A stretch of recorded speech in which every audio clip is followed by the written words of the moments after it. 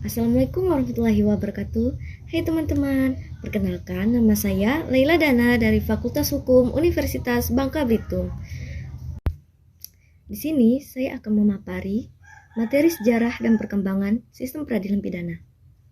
Apakah teman-teman tahu apa saja yang terdapat dalam sejarah dan perkembangan sistem peradilan pidana?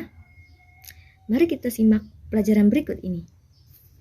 Di dalam sejarah dan perkembangan sistem peradilan pidana itu sendiri, terdapat yang pertama, sistem inquisitoire dan sistem acquisitoire. Yang kedua, adversary system dan non-adversary system. Yang ketiga, bail system. Dan yang keempat, plea bargaining system. Yang pertama, sistem inquisitoire. Asal mula sistem inquisitoire berkembang di Eropa sebagai proses penyelesaian perkara pidana dari abad ke-13 hingga abad ke-19. Sistem inquisitoire menghendaki sebuah proses penyelesaian perkara pidana atas kehendak dari inisiatif penyidik dalam rangka melakukan penyelidikan terhadap perkara pidana. Transparansi terhadap setiap proses penyidikan tidak menjadi motif dari sistem inquisitoire, karena pemeriksaan dilakukan dengan cara tertutup bahkan dirahasiakan. Melalui dalil yang disampaikan oleh Stephen C. Taman, kemudian Luhut M.P. Pangaribuan, mengatakan konsep inquisitorial, sebuah proses pemeriksaan yang dilakukan dengan tidak bebas dalam penyidikan, menerapkan upaya paksa pada tahap pra-adjudikasi seperti menangkap, menahan, menggeledah, serta menyita alat bukti. Sistem acquisitoire. Sistem acquisitoire mengacu pada doktrin bahwa posisi terdakwa merupakan subjek yang berhadapan dengan pihak mendakwa. Akan tetapi, para pihak tersebut memiliki kedudukan yang sama dalam sebuah sistem. Menurut Jerome Frank, sistem ini dibangun berdasarkan teori pertarungan sebagai pengganti perkelahian pribadi di luar pengadilan, atau setidaknya meminimalisir tindakan main hakim sendiri. Yang kedua, kita akan membahas tentang adversary system dan non-adversary system. Adversary system, beberapa prinsip yang dianut oleh adversary system dalam sistem peradilan pidana antara lain: 1. Pada umumnya, prosedur peradilan pidana adalah sengketa pihak terkait antara pelaku dan penuntut umum, di mana kedudukan mereka sama di hadapan persidangan. 2. Peradilan pidana bekerja berbasis pada prosedur hukum acara yang bertujuan menuntaskan penyelesaian sengketa pihak terkait yang ditimbulkan dari perbuatan pidana.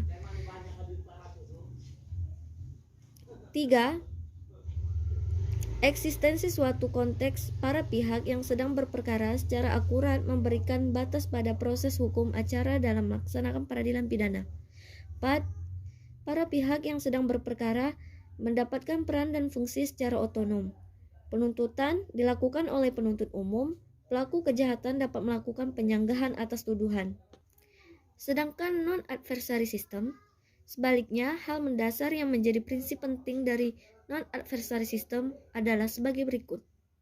1. Asas praduga bersalah atau presumption of guilt menjadi prinsip dalam model sistem, dengan dasar praduga bahwa perbuatan pidana telah dilakukan. 2. Memastikan dan menetapkan berdasarkan fakta dan bukti bahwa perbuatan yang dilakukan merupakan tindak pidana, sehingga sanksi yang akan dijatuhkan memiliki nilai kebenaran. 3. Hakim memiliki kebebasan dalam melakukan penelitian, fakta dan bukti yang diajukan padanya di muka persidangan. 4. Posisi dan kedudukan para pihak tidak lagi otonom dan sederajat. 5. Pelaku atau tertuduh menjadi objek dalam proses pemeriksaan. Yang ketiga, membahas tentang bail system. Secara historis, bail system atau yang sering dikenal sistem jaminan dalam HIR yang berkembang di Inggris dan Amerika. Pada tahun 1066, di Inggris telah terjadi pendudukan oleh suku Norman. Bail system digunakan apabila seseorang melakukan perbuatan kejahatan, maka diharuskan menjaminkan hartanya bagi kehadiran si pelaku dalam persidangan. Dengan jaminan uang tersebut, diharapkan si pelaku tetap berada pada tempat di mana ia tinggal dan diharapkan akan hadir di peradilan. Sedangkan bail system di Amerika karena dianggap dapat memperburuk citra lembaga peradilan mengenai persamaan di depan hukum dengan membedakan golongan kaya dan miskin. Perubahan terhadap bail system terjadi pada tahun 1960 dengan dua alasan mendasar.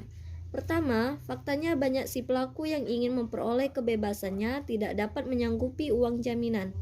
Kedua, kenyataan menunjukkan kepadatan jumlah narapidana di dalam rumah tahanan yang menimbulkan dampak negatif di mana keadaan para narapidana nasibnya akan lebih buruk daripada mereka yang akan dijatuhi sanksi dan menempati rumah tahanan tersebut. Bail system dianggap sangat tidak memuaskan, baik dilihat dari sudut pelaku maupun dalam pandangan masyarakat. Dan yang terakhir adalah plea bargaining system. Sistem plea bargaining system merupakan sistem yang mengedepankan harmonisasi di antara para pihak yang sedang menghadapi perkara pidana. Beberapa pakar dan ahli telah memberikan argumentasi dan tanggapannya terhadap plea bargaining system sebagai sebuah konsep peradilan pidana sebagai berikut. 1. MC Spaden menjelaskan, demi menghindari penumpukan kasus di kota besar, maka diperlukan plea bargaining system untuk mencegah timbulnya biaya dan waktu yang dikeluarkan lebih banyak. 2.